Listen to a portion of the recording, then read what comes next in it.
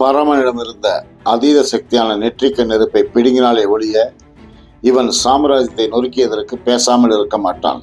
அதிலும் இயற்கை நெருப்பை விழுங்கிய காட்டான், எதற்கும் அடங்காத காட்டான்.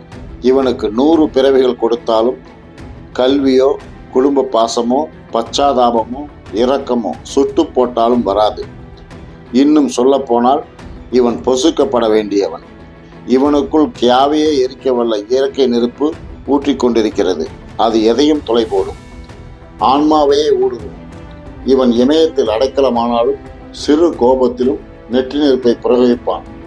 பின்னால் மனிதன் கண்டுபிடிக்கப் போகும் நெருப்பிற்கே மெல்கியின் உடற்கூறு தாங்காது. இவன் இயற்கை நெருப்பை காட்டினால் ஆன்மாவே உறையும், உருகும். அவனை எங்களிடம் ஒப்படையுங்கள் எதிர்த்தார் மோசஸ். பரந்தாமனோ, இல்லை இல்லை, இவர்கள் சொல்வது உண்மை. அந்த அற்புத சக்தியை களையத்தான் வேண்டும். ஐவர் மகிழ்ச்சியோடு பரந்தாமனை பார்த்தனர். ஆனால் என்றான் காவலன். என்ன என்றனர். எங்கள் மெல்கி மீண்டும் வராமல் ஒரு புல்லை கூட கொண்டு போக முடியாது. எங்களிடமே சவாலா என்றனர்.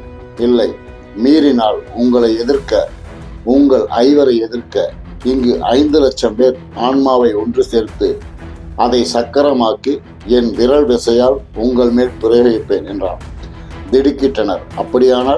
அப்படியானால் பரமன் தன் ரணமாற 5 யுகங்கள் ஆகும். அதுவரை அவனை விளையாட்டு பிள்ளையாய் வைத்திருப்போம். இங்கு நீங்கள் சொல்லாமலேயே அவனுக்கு அந்த சக்தி தேவையில்லை. எங்கள் புத்திசாலி மூலம் அவனின் சக்தியை எடுப்போம். அந்த அப்பாவின் மூஞ்சி புத்திசாலி. பரமனை காக்க கூறப்பட்ட அதி அற்புத யோசனைதான். சக்தி இல்லையே சிவமில்லை.